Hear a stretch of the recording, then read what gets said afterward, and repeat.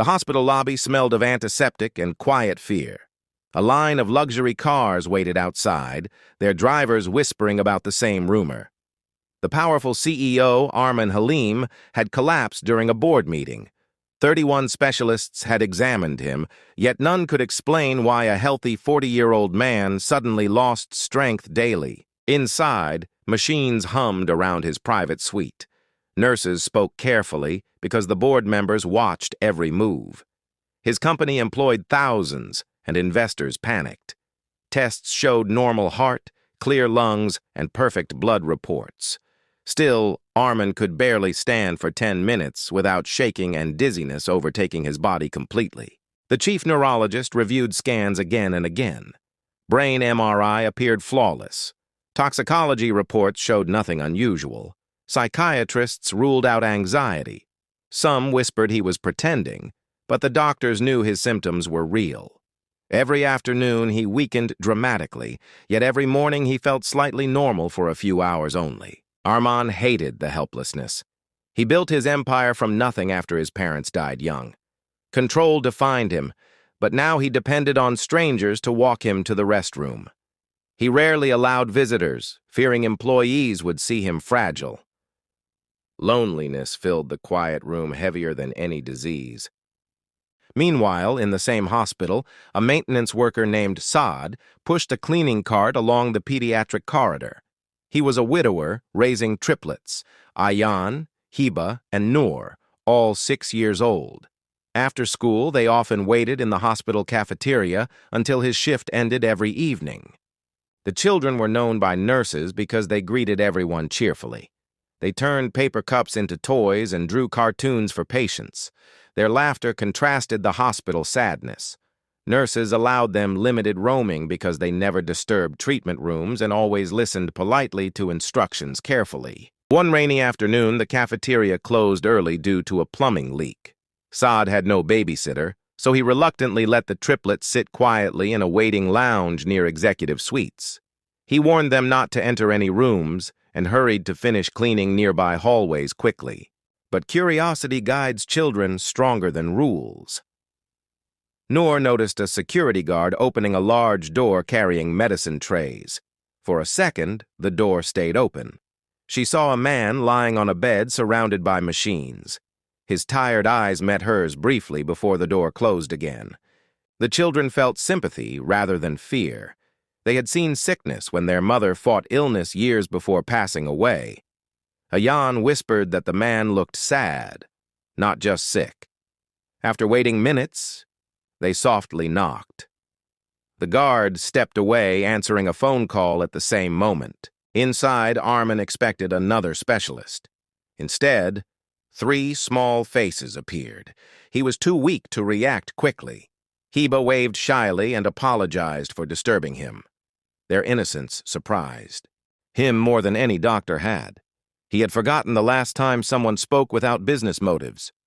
They asked simple questions children usually ask. "Are you hungry? Do injections hurt?" He almost smiled. After a pause, Ayaan tilted his head thoughtfully. "Uncle, why do you get sick only after lunch?"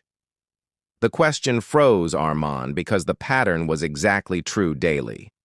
No doctor had asked that directly. They focused on organs, not routine. Arman admitted every severe episode began after eating meals provided by his private chef, who prepared high-protein lunches delivered from his office kitchen. The children exchanged glances, remembering their mother's allergy reactions years earlier. Noor carefully asked another question. "Does your throat feel itchy and your hands cold before you feel weak?" Arman's eyes widened. Those were his first sensations each afternoon. Doctors thought it was anxiety aura, but he never felt panic, only sudden heaviness spreading across his body. The triplets suggested telling doctors about food. When Saad returned, horrified to see them inside, he apologized repeatedly. Yet the attending physician, overhearing the conversation, grew curious instead of angry. She ordered a supervised meal test the next day while monitoring immune reactions carefully. At noon, they served Arman the same meal from his company kitchen: grilled fish, protein shake, and vitamin supplement powder. Within minutes, monitors showed blood pressure falling and oxygen saturation fluctuating strangely. A rash appeared on his neck. The immunologist immediately halted the meal and injected antihistamine medication. Within 15 minutes, his strength returned remarkably. Further testing revealed a rare protein additive inside the supplement powder causing delayed anaphylactic reactions, not instant collapse. Because symptoms appeared gradually, specialists never connected it to food. Removing the supplement ended the mysterious illness completely within days afterward. The board discovered the powder came from a new supplier recommended by a rival investor attempting to weaken leadership indirectly. Legal teams handled that quietly. Armin focused on recovery and gratitude instead. He requested to meet the children properly, this time as honored guests rather than accidental visitors. Sad felt nervous entering the luxurious suite, still wearing simple work clothes. Armin stood without support to greet him. He thanked the triplets sincerely, kneeling despite protests. He explained they succeeded where 31 doctors failed because they observed patterns, not prestige or complicated theories. Weeks later, Saad received an offer. A stable managerial position in the company facilities department with schooling scholarships for the children. Arman insisted it was not charity, but appreciation.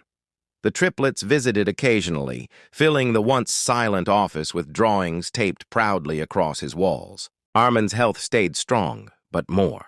Importantly, his life changed. He scheduled regular breaks, ate with employees, and funded a pediatric playroom in the hospital where he was treated. A sign at the entrance read gently, "Questions can heal." Every visitor smiled reading it daily.